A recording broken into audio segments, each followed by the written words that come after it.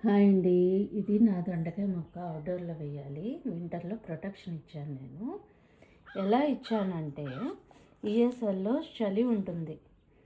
మైల్డ్‌గా temperature ఉంటుంది కాబట్టి నేను ఎల్ఈడీ లైట్‌లో పెట్టాను. టెంపరేచర్ మనకి 8-15 డిగ్రీల సెంటీగ్రేడ్ ఉంటుంది కాబట్టి డిసెంబర్, జనవరిలో కోల్డ్ నైట్స్ ఉంటాయి కొంచెం.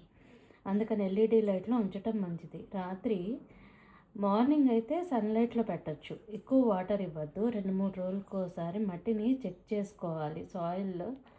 సాయిల్ చెక్ చేసిన తర్వాత మనకి ఎల్లో లీవ్స్ కనబడితే రిమూవ్ చేయాలండి. లేదు అంటే మట్టిని జాగ్రత్తగా పరిశీలించకపోతే వైట్గా కనబడుతుంది. దాని మీద ఫంగస్ ఉన్నట్టు మనకి గుర్తుంచుకోవాలి.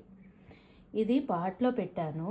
పా పాట్లో పెట్టే వాళ్ళకి బాల్కనీ ఉంటే మాత్రం south facing Sunny spot is best అండి. గుడ్ న్యూస్ ఏంటంటే చలికాలంలో ఇంట్లో ఉంచడం వల్ల ఆ క్లైమేట్కి దొండకాయ అనేది యూజువల్లీ డార్మేట్ అవుతుంది. అవి స్ప్రింగ్లో మనకి ఫాస్ట్గా గ్రో అయ్యాయి పంటనైతే ఇస్తుందండి. చిన్న టిప్ నచ్చిందా?